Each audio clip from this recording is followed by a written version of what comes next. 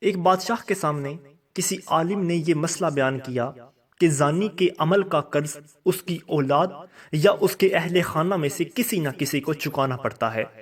اس بادشاہ نے سوچا کہ میں اس کا تجربہ کرتا ہوں۔ اس کی بیٹی حسن و جمال میں بے مثال تھی۔ اس نے شہزادی کو بلا کر کہا کہ عام سادہ کپڑے پہن کر اکیلی بازار میں جاؤ، اپنے چہرے کو کھلا رکھو اور لوگ تمہارے ساتھ جو معاملہ کریں ہو بہو آ کر مجھے بتاؤ۔ شہزادی نے بازار کا چکر لگایا، مگر جو غیر محرم شخص اس کی طرف دیکھتا وہ شرم و حیا سے نگاہیں جھکا لیتا۔ کسی مرد نے اس شہزادی کے حسن و جمال کی طرف دھیان ہی نہیں دیا۔ سارے شہر کا چکر لگا کر جب شہزادی اپنے محل میں داخل ہونے لگی تو راہداری میں کسی ملازم نے محل کی خادمہ سمجھ کر روکا، گلے لگایا، بوسہ لیا اور بھاگ گیا۔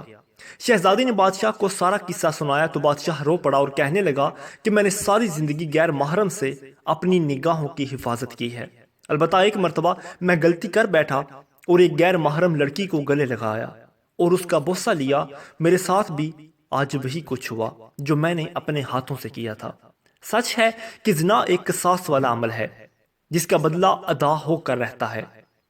ہمیں اس واقعے سے عبرت حاصل کرنی چاہیے، کہیں ایسا نہ ہو کہ ہماری کوتاہی کا بدلہ ہماری اولادیں چکاتی پھریں۔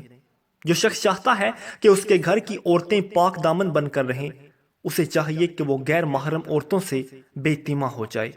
بالکل اسی طرح جو عورتیں چاہتی ہیں کہ ان کے مرد نیک کاری کی زندگی گزاریں، بے حیائی والے کاموں کو چھوڑ دیں، انہیں چاہیے کہ وہ غیر محرم مردوں کی طرف نظر اٹھانا بھی چھوڑ دیں، تاکہ پاک دامنی کا بدلہ بھی پاک دامنی کی صورت میں ہی مل جائے۔ رہ گئی بات، اگر کسی نے پہلے یہ کبیرہ گناہ کیا ہے تو توبہ کا دروازہ آج بھی کھلا ہے۔ سچی توبہ کے ذریعے اپنے رب کو منا لیا جائے تاکہ دنیا میں قصاص سے بچ جائیں اور آخرت میں ذلت و رسوائی سے چھٹکارا مل جائے۔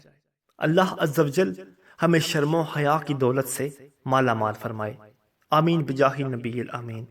مزید اچھی ویڈیوز کے لیے ہمارے چینل کو سبسکرائب کریں۔